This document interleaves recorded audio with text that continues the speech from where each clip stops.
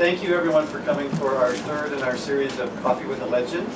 And I'm very excited and I feel we're very honored to have our speaker today. And we have a lovely extra additional guest in the audience that I will introduce in a moment. And she will be speaking next month. So we're very excited and happy to have Sherry Fletcher coming today.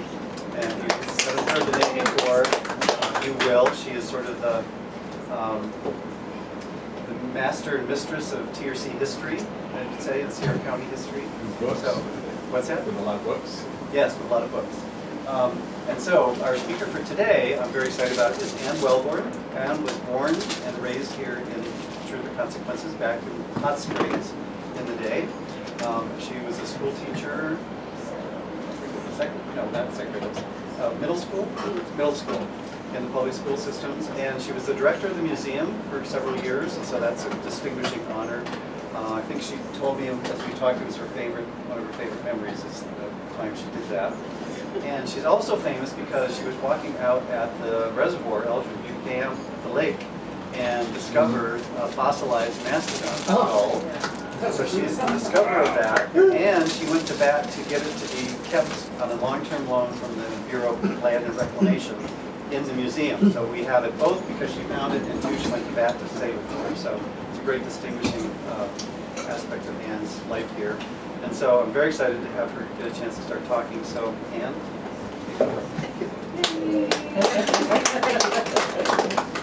To give Sherry credit, she found a mammoth skull very close to where I found a mastodon skull. Oh. We're both famous in that.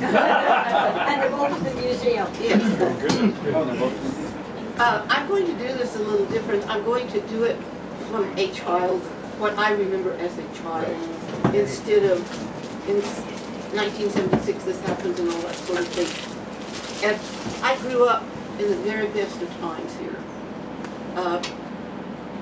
I was born in the hospital that was right up the street, across the street from the courthouse. It was a small hospital there, and then it eventually was torn down and a trailer thing put there, so it is no longer there. The hospital isn't. I lived over on Faux Street, which is the street that goes up the hill, and when I say the hill, I mean Water Tank Hill. I refer to the hill a lot in this. And over in that part of town, there were a gazillion kids. And we were never, ever bored. And very rarely in trouble. I'm not saying we were perfect children, but we had a lot to keep us busy. We played outside all the time. Our parents had to make us come in. We played with Red Rover. Okay, now I'll tell you how we played Red Rover. Out in the middle of the street, because there weren't that many cars. And you had, maybe 10, 12 kids. You divided up teams, you faced one another so many feet apart. And then you would hold hands, and one side would say, Red Rover, let so-and-so come over. And so-and-so would back up and get a run at it, and they would run to hit between the hands. If they broke your hands apart, well, they got to take one of the other side's team. If they didn't, they had to stay here. And you did that till all the weak ones were left, and nobody wanted them. We played things like jacks and hopscotch and marbles and mumbly peg. Have you ever heard of mumbly peg? Yeah, with a knife. With a knife. Now they would have the parents for cruelty, but you used this knife and you did all kinds of fancy tricks with it. And then if you lost, you had to dig up the peg that somebody drove in the ground. We played cowboys and robbers. We went home when our parents called. If they didn't call and it was at night, and they had a whistle up on top of the hill, and if that whistle blew, we knew we were supposed to be home. It wasn't a curfew. It eventually developed into that, but it was for the fire department. And they didn't have radios or walkie-talkies or anything in that day, so they would call the fire chief, which was my dad for years and years. So we were always awakened in the middle of the night. And he would call the assistant chief and tell the operator blow the whistle so many times, depending on where the fire was. If it was down in this part of town, it was 2 times, over here 3 times, 4 times. So then all of the firemen would dash for that part of town and hope they could find it, and or chase the fire truck there. But it became a curfew, and then it blew at noon. And if we had a very important occasion, they would blow it at night. Like when Ralph Edwards came to town, and on his arrival, they'd blow the whistle several times, so we'd know he was here. We walked everywhere we went. First of all, we couldn't afford cars, and we weren't in elementary. We couldn't have a car anyway, and we didn't have bicycles because it was just right after the war, and you couldn't get bicycle tires, just like you couldn't get it during the war. So we walked, and we walked all over town, and our parents never worried about us. They might worry about us falling off a cliff we were on or something, but as far as anybody snatching us, our parents' idea was, oh, they'll bring them back. Yeah. You know, so. So in the summertime when it was real hot, we would walk over the hill, Water Tank Hill, down on Main Street and go to Riddle's Rexall Drugstore, which is right across the street from Passion Pie, kind of catty-cornered. I think it's a blue building. It was a Rexall drug. And we would go in there. It was always so cool. They had the air conditioner going. And they had a little lunch counter that everyone said, oh, they had the best chicken salads in the world. Well, we kids didn't know that because we couldn't afford to buy one. So we would go to the back, kind of where they had 3 booths, and we would order a root beer float. And it was a great big mug, frosted mug, with ice cream and root beer and 2 straws, or ever how many straws we had, for a nickel. The Coke float was a dime, so we didn't get that too often. After that, we would sometimes go to the library, which at first was over in where the Spaceport building is now, in one of those 2 rooms. And then it was moved over, they built the building across where the Chamber of Commerce is now. The front part of that, I believe, was the police department, and the back part was the library. And we would check out Nancy Drew, Bobsey Twins, whatever. Walk back over the hill. It would take us 2 or 3 days to read it. And then we'd walk back over the hill and get some more and another root beer. We had 2 theaters that we could go to on matinees, and 16 cents is what they charged to get into the movie. Grade school was right up here, and so we always walked to school. It's where the administration building is now. Or I guess it's still there. It's probably moved by now. and we always walked to school. Unless there was a flood that was flooding the town or snow 6 foot deep, our parents wouldn't come and get us. And it didn't matter where you lived in town, you walked to school. The only ones that rode was after they consolidated all the little county schools, they were bused in. Now in high school, our schools were here for education and entertainment. That was the only kind of entertainment you really had, unless it was radio on Saturday night.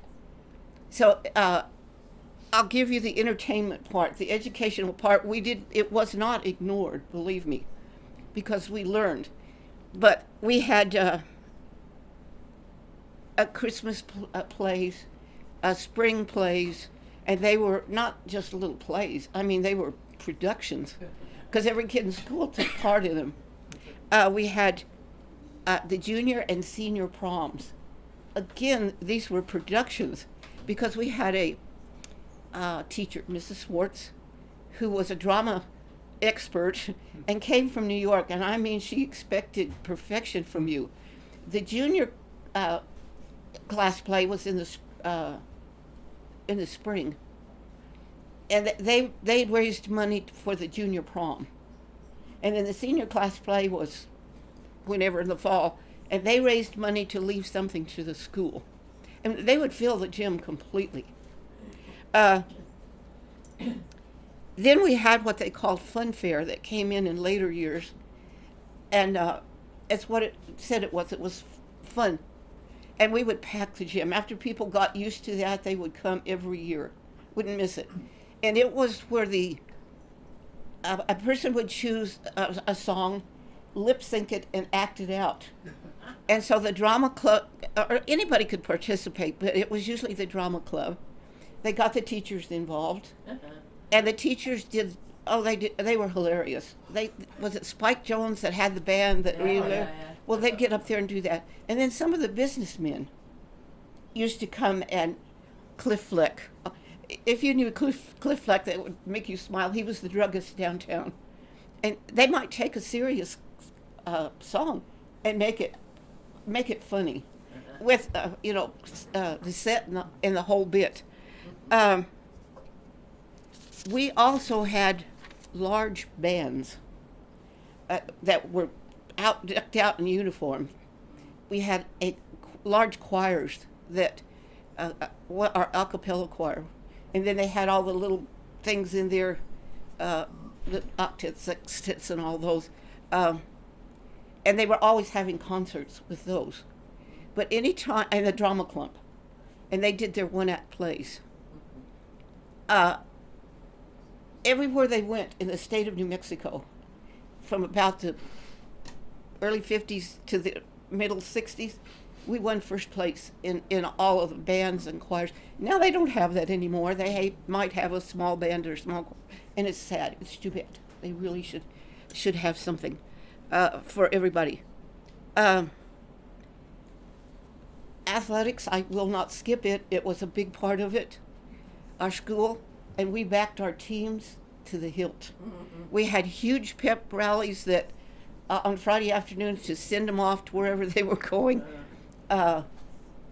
If it was homecoming, we had what was called a snake dance, and all the kids in school held hands and made the way down Tank Hill and through town. We had a big parade. Homecoming was always a big formal affair. So yes, that was a big part of it. Now our teams, I think back then were better than the teams are today. I don't want to take away from our teams today, but we very often took state or district or some such. Please, and the Sadie Hawkins dance. That was where they put all the boys out on the football field, and the girls were in the stands. They blew a whistle, and the boys took off 90 miles an hour, and the girls after them, and they were trying to catch somebody to take them to the dance. Well, if the boy had a girlfriend, he would make himself conveniently available. If he didn't, they sometimes ran clear up on Water Tank Hill before they got caught. And then they'd have this big dance. Don't think that the school was just all fun, that we never learned. We had fantastic teachers. If you had Miss Warren for crafts, I guarantee you could still tool leather. I could. If someone gave me a piece of leather, I could tool it. She taught that, and copper tooling and weaving. And there was Miss Giles, and I'm sure some of you have heard of her. She was an artist around for years and years, taught art. Miss Swartz, drama. We learned Shakespeare. We kind of learned algebra, and we kind of learned geometry, but they weren't as interesting as the others. So I'll move on to the town now as I saw it then. First off, in the 1940s and first part of 50s, the town had gambling. Lots of gambling. Now, to us as kids, that didn't mean anything. We didn't have time to go downtown and gamble. And there were certain places that we were supposed to stay away from. And we weren't sure what was going on in there, but we stayed away from them. I have to call this quite a coincidence. I received this article from the Desert Companion out of Las Vegas, New Mexico, from a friend in Las Vegas. And it is called Death to the Party Girl. And it's about this young woman that was killed in Las Cruces, murdered in Las Cruces during this period of time, that bought all this gambling to a head. She was like 17 or 18-year-old. And it's a real good book. It's called Cricket in a Web. They called her Cricket Kugler. So in this, they sent this to me because there's this little stretch right here that I'd like you to know about our town and gambling. The rules of the illegal gambling enterprises, as set down by the mob, and the mob was in there, are these. Since gambling was already open and protected, the mob would operate the casinos without hindrance and be protected by the highest officials in the state, assisted by the city, county, and state police agencies. Small town governments profited greatly. The central New Mexico resort town of Hot Springs, now Truth or Consequences, invested the gambling kickbacks directly into street improvements. Slot machines paid off this way: 40% to the owner of the establishment, 40% to the owner of the machines, and 20% went to the New Mexico Revenue Commissioner, who was the head of the Democratic Party.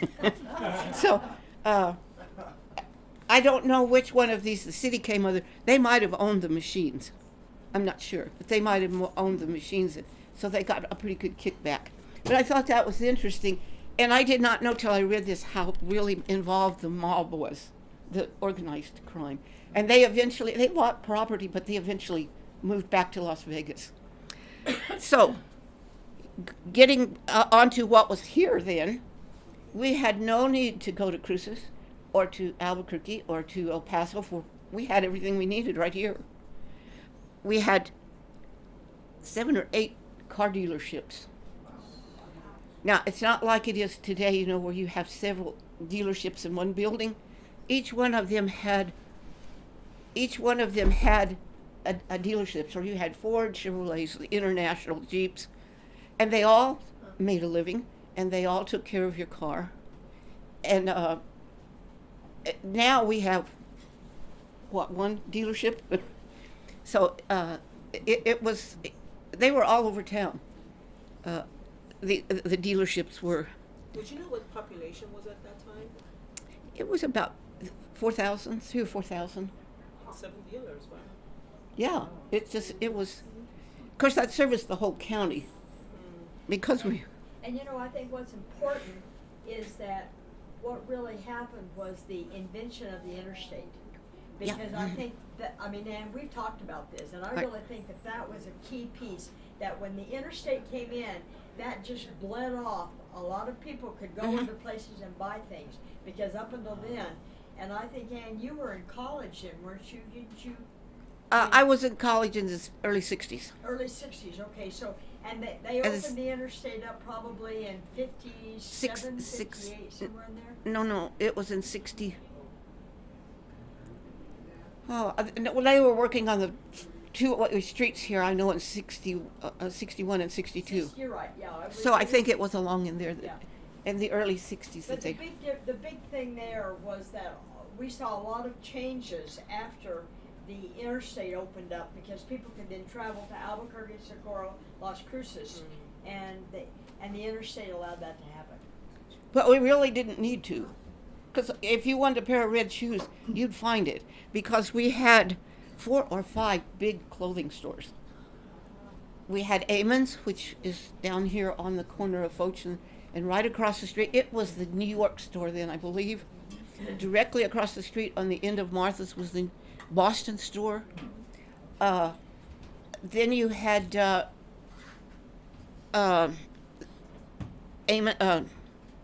Barnes department store, which is right next to Passion Pie. And these were, they carried everything. Plus you had all these little mom and pop little stores, dress shop. This Mrs. So-and-so's dress shop, this dress shop, Western wear stores. So we didn't need to go to Cruces for clothes. We had it right here. We had 3 large grocery stores, and I happened to think of another one coming down, so we had 4 pretty good-sized grocery stores. 3 of them were right down here in town. Piggly Wiggly, it might have been Safeway first, which is where January's was across the street from the bank this way. And it might have been Piggly Wiggly first and then Safeway second. Then Bullock's was in a little store there along close to that, but then they moved to where they were today, way back along in the 60s. And then we had Owen's Market Basket, which is directly behind the post office, right across from the cleaners. There on that street, and that was a big store. Then we had all these little mom and pop stores all over town. I don't care where you lived in town, you were in walking distance of a little store that had milk, bread, eggs, whatever. And your mother would send you, go down there to Ayers, which was one, going up 4th Street. The first building on the left as you go toward the senior citizen. Ayers Market, and you would go down there, and I'd go down and buy a box of strawberries and instead of what she told me to get and eat the strawberries on the way home. But they were all over town. And some of them were in homes that had a part built also. And bars.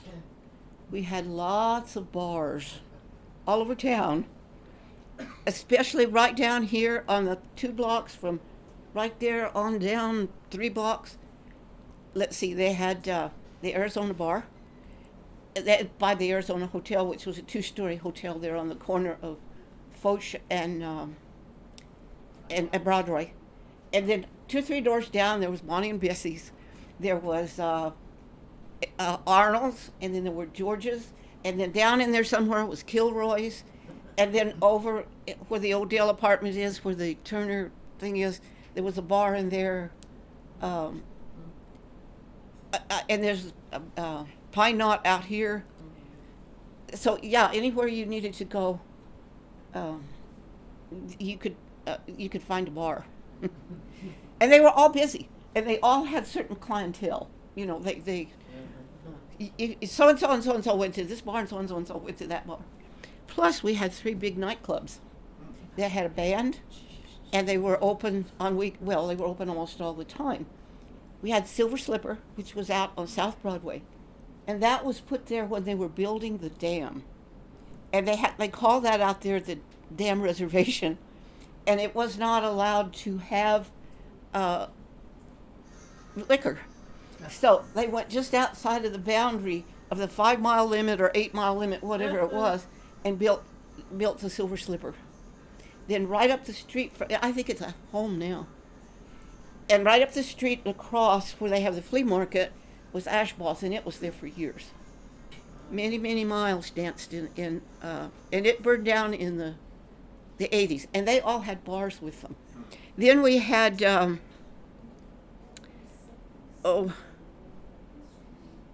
what was the name of that one, where the Tractor Supply was? Snuffy's Bar, and it was a nightclub. It had a restaurant in front. And then they had the Pine Knot out here. So you were if you liked bars, you were in luck. And Saturday night going out to dance was the thing to do here. Now for the medical facilities, they were much better in those days than they are today.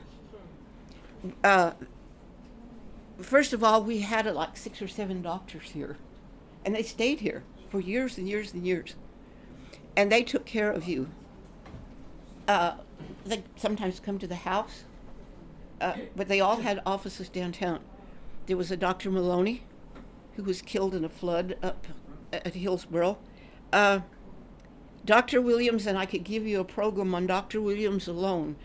He was the mayor of Williamsburg, but I mean, he was his town was named after him, Williamsburg, but he was the mayor of Tier C. And that's all I'm going to say about him right now. Dr. Hubble, who was my doctor, I didn't have another doctor. I haven't had a doctor to this day that I trusted as much as Dr. Hubble.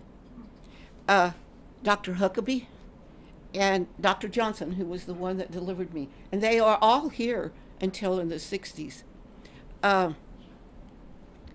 The hospital that they built was down here on Austin Street. It was St. Anne's, and it was a Catholic hospital. And if you don't believe those nurses can't run hospitals, you haven't ever been in a Catholic hospital. They ran that, and the patients profited from it. Then they built the one up here on the hill, Sierra Vista. It was called St. Anne's for a long time. And then the Catholics sold it to some group, and they got it. So now we have this lovely hospital up there with all this space and everything, and no doctors. I know. They're working on it. Yeah, they're working on it. Of course, the crowning, the star in our crown here was Carrie Tingley Hospital. It was built in the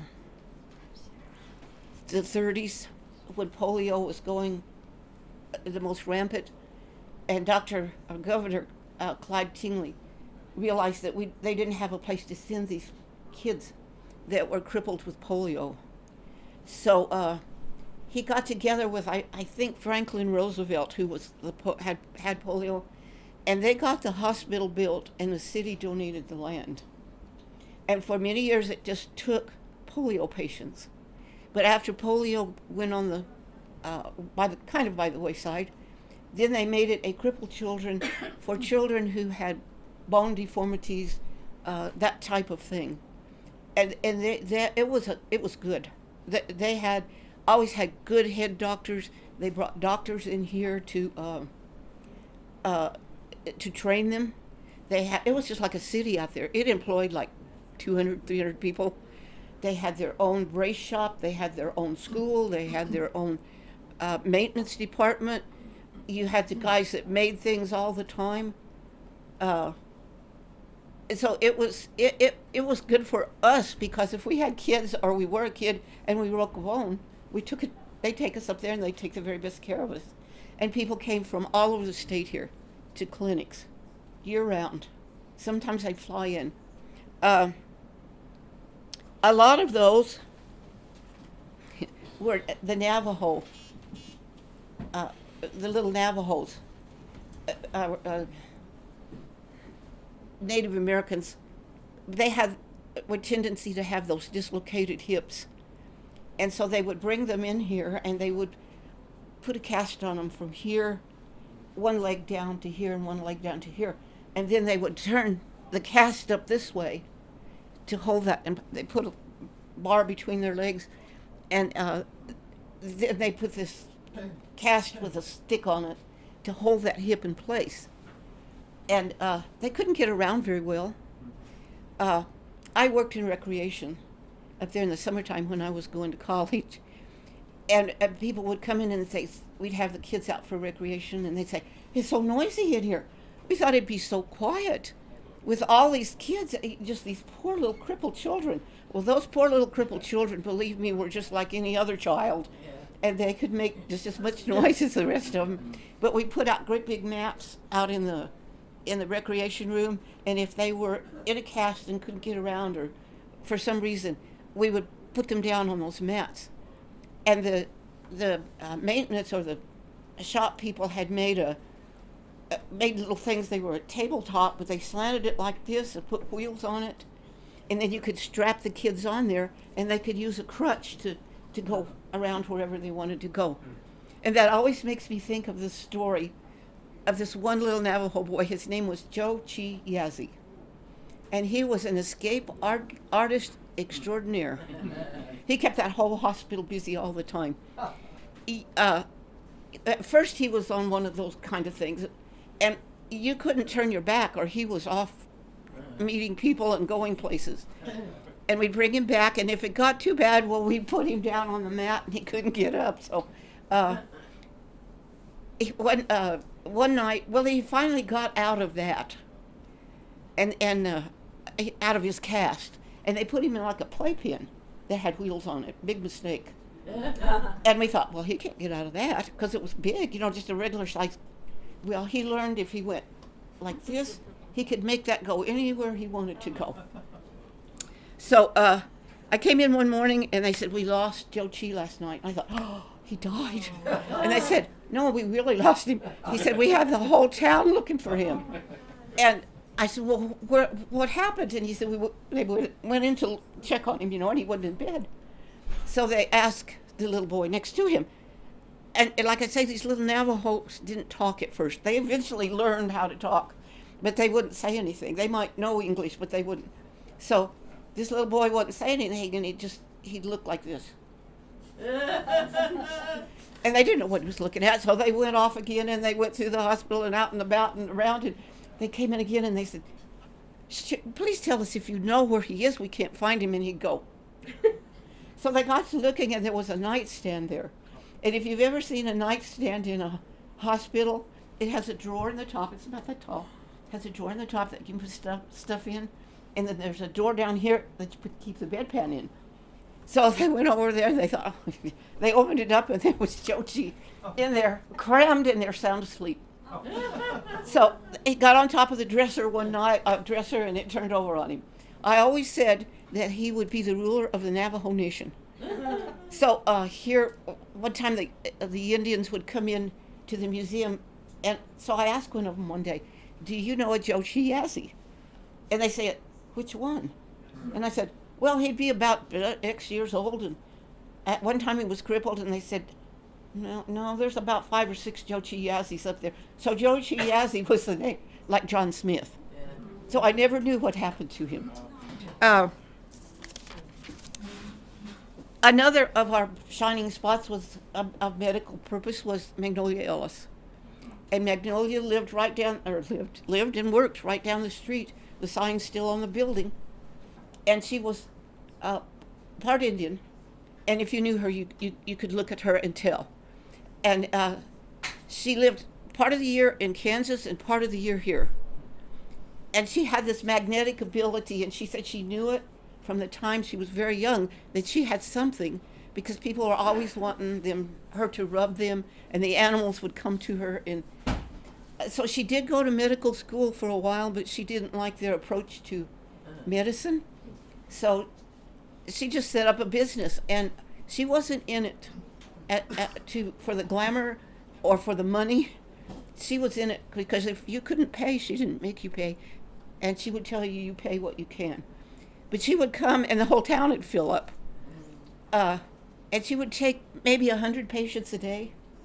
But you went in early in the morning and you got a number, and then you would go back later in the afternoon. If it was a big number, you'd go back in the late afternoon. You'd try to figure out when. And she would do this day in and day out for 6 months. And she was good to the town, but she never bragged about it. There were always very anonymous donations. And people that went to her believed in her. My grandmother would come out from Brownwood, Texas, and for her back, and she would swear and that story always went around that if she rubbed her hand together like that and touched you, she burned a hole in you. But that was, I think, just something somebody made up. But she brought lots of people to town. And then another big draw in the medical thing were the baths. And thank goodness the baths are coming back. Because they brought people in here, and you know, all of these little buildings that turned into apartments and all that you see all over town, even in the bathhouses now, those were built for people coming to the baths. They'd come and they'd stay 2 or 3 weeks in these little courts, they called them. They would call courts. And they would take a series of the baths, go home and come back maybe 6 months later. So, yes, the baths, we should have been working on them for the last 50 years. Yeah. And so I'm glad they're coming back. Another thing that brought a lot of people to town were the winter visitors. We called them snowbirds. Okay. And I'm not making fun of any of you if you're snowbirds. Back then, from about December to March, our town was just full of them. And they would play shuffleboard. They had things to entertain them. Had shuffleboard over in the Space Center now, and cards they could play, and they had dances 2 or 3 times a week. And then they would get together from different sections of wherever they came from, like North Dakota, South Dakota, Minnesota, and they'd have these big potluck suppers. And so they were well entertained. Plus, they liked to get out and wander around and see what was here. Well, they brought the city didn't encourage them after a while. They decided they didn't need to be encouraged any because they used our facilities and they didn't give anything back. And we were all going, wait a minute.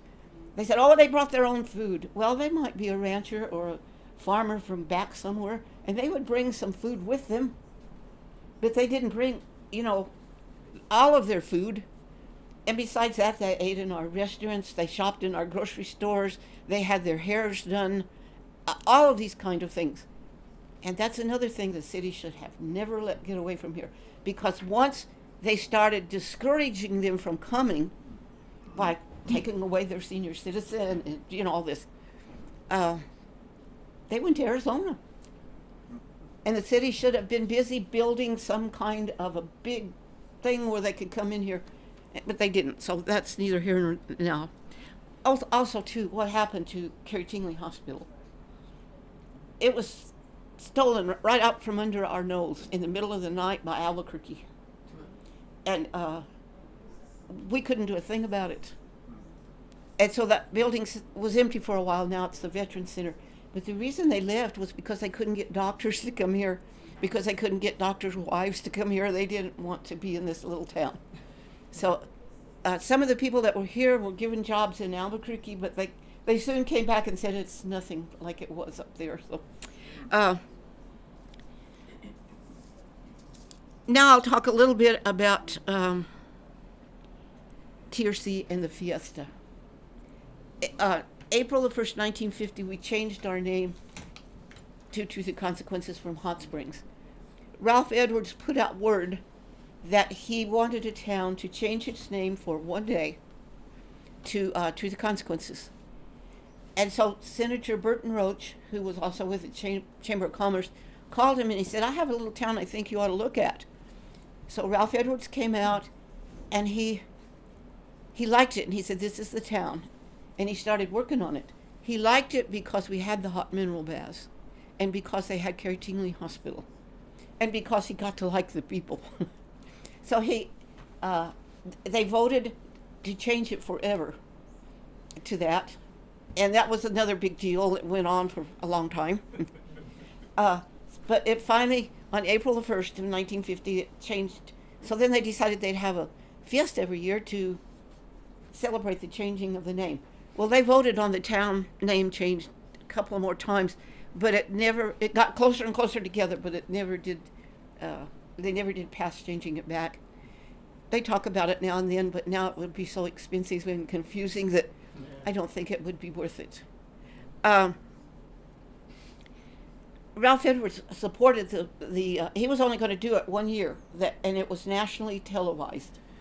But then he decided that he liked the people, so he kept coming back, and the people in this town got to depending on him to do the fiesta, and they quit doing this themselves.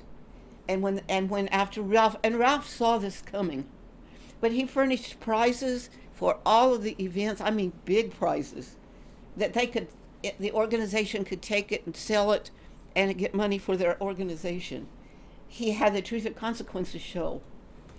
The Fiesta parade was enormous. They had bands and bands and bands from all around came. The sheriff's posse, floats and more floats. And once he quit, though, the town felt that they couldn't afford it or they didn't know how to go about doing it. And so it just kind of, it's still going, and it still brings a few people, but not like it used to. Ralph knew this was coming, and he tried to get them to take hold. I read this from an article that he wrote somewhere. He tried the town to take a hold, and he wrote a pageant about Geronimo and wanted them to do this pageant every year, and they wouldn't do it. So there were so many missed opportunities in there to bring our town, or keep our town like it was. I have no problems with it like this. So they sent their. I was going to mention the stars that he brought here, and at first they just mingled in town, and these weren't just two-bit stars that came in. They were like Jane Mansfield, and Klinger, and Amanda from Gunsmoke. Pardon? Wayne Newton.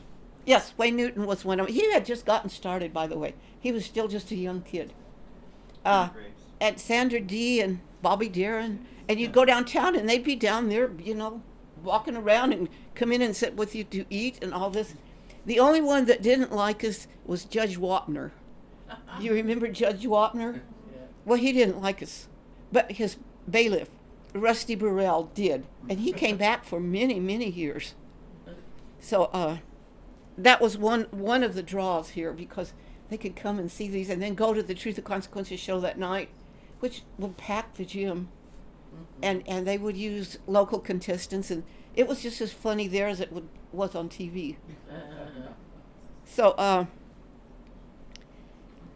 I think the world outgrew us, and we just stood still.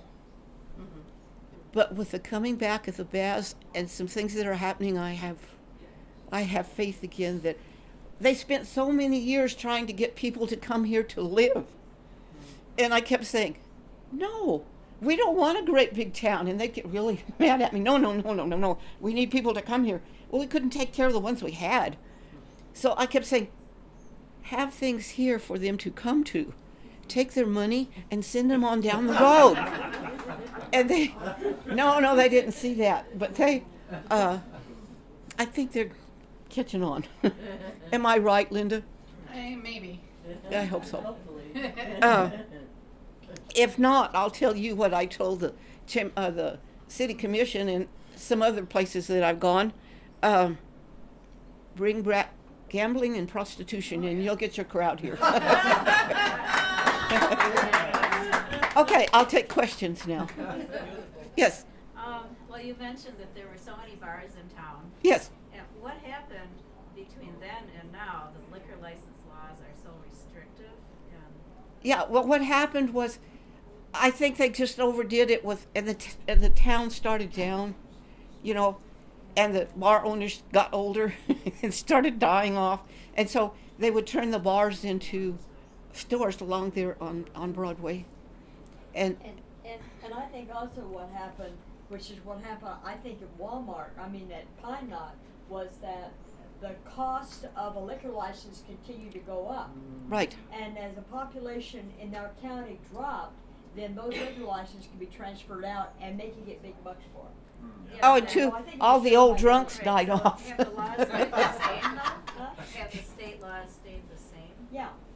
So I think that's a big piece yeah. there. And then the buildings sat empty, and then people started picking them up and making some really neat shops downtown, Town. Available. And, See, at one time we had a White's Auto and a Western Auto and right along in there amongst those bars, so it was a busy little. And the big thing was the interstate, because, when we Right. had 24 grocery stores, and then we shrink them down to right now we've got really two. You got Bowles Right. and you got Walmart. It just, and the growth of the town seems to be going north. And I think to retain our culture down here, and I know We've got to find things that are here. Exactly.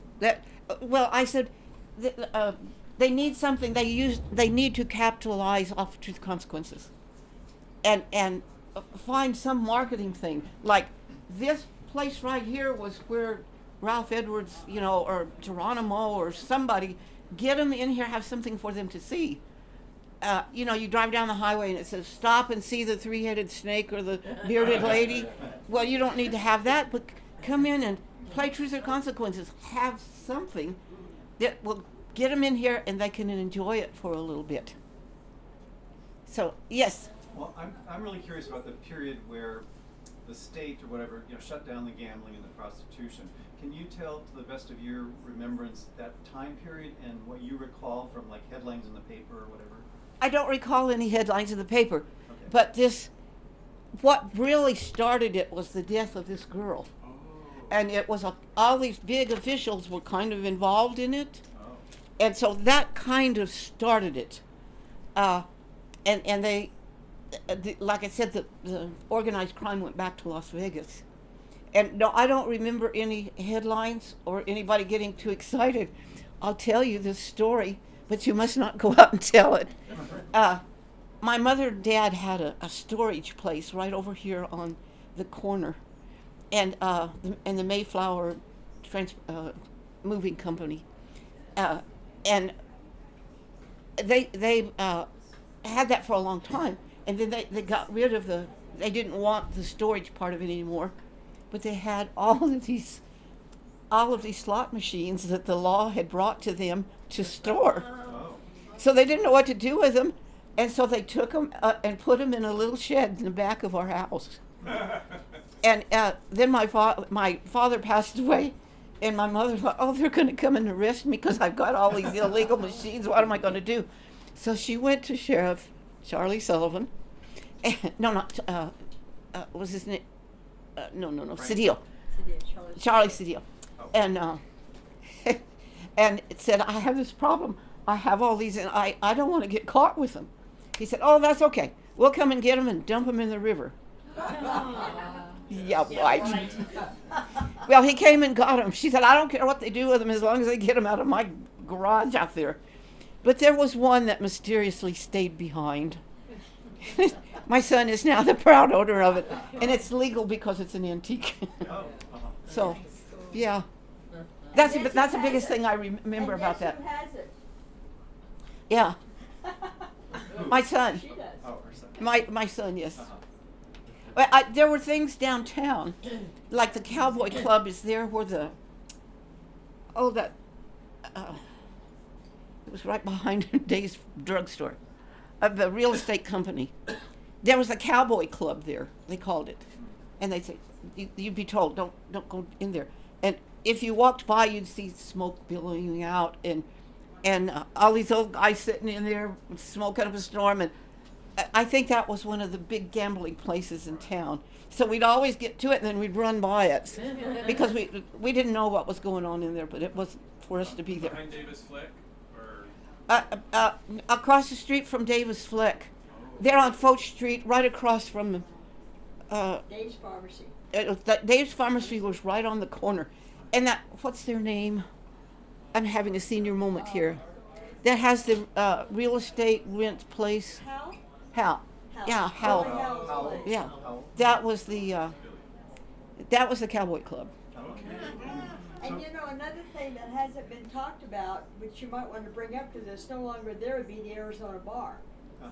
That now is where Rockies is. Yeah. And that Yeah, was the Arizona Hotel. Arizona Hotel. Yeah, it was a 2-story hotel. And it was run by the Orioles. Right. And it had baths in the back of it. It had a bar. I don't think it was in the lobby or anywhere. I think it was right next door. Right. But it was there, and that was another a place that people congregated. It was 2-story. Yes. What years would you consider the time period where TRC was declining? I would say from the middle 60s, early 70s. And in 1982, 83, I was principal at the elementary school, and that's when we dropped below 800 kids in the school district. Right. So yeah, it really got small. Now it's been on the incline. But I think an important thing about that is when you look at Sierra County, and you look at the fact that about 80% of the land is owned by the federal and the state government. Or and Ted Turner. And then you get the existing 20%, and you get Ted Turner that owns half of that. You know, that really tells you a lot about who controls the money coming in to this area. It's the federal and the state. And I mean, you can't deny that. You can look at any map and you can see the percentage of land that's owned by the federal and the state government, and then you look at the, you know, who owns a private piece of it, and then who owns that. And, you know, it tells you a I lot. can remember in 1963, my husband and I wanted to buy where we have our wrecking yard today, out at Cachute Creek, or junkyard if you want to call it that. And we went to somebody in town. He was Mr. Holcomb, Mayor Holcomb, and we talked to him about it. And he said, "That's a good buy out there, because the town's going to move north." This was back in '63. Well, you see how long it's taken it to go where it is now. And what was your maiden name? Cole, C-O-L-E. C-O-L-E. Okay, are you related to the Coles, Winterson Coles in Monticello? No. Canyon? No. Not that I know of. Okay. I heard something about the previous owner of the Armanderos Ranch. Who was that? Armanderos Cattle Company or something like that. It was a Diamond Day Cattle Company. Okay, yeah. And then was it the Oppenheimer Group or something Yes, like that bought it? Oppenheimer. So I heard something that they wanted to build a city. Yes. Into that mountain. Yes. Out there, into the Fra Cristobal's. Oh, I don't know about that. Okay.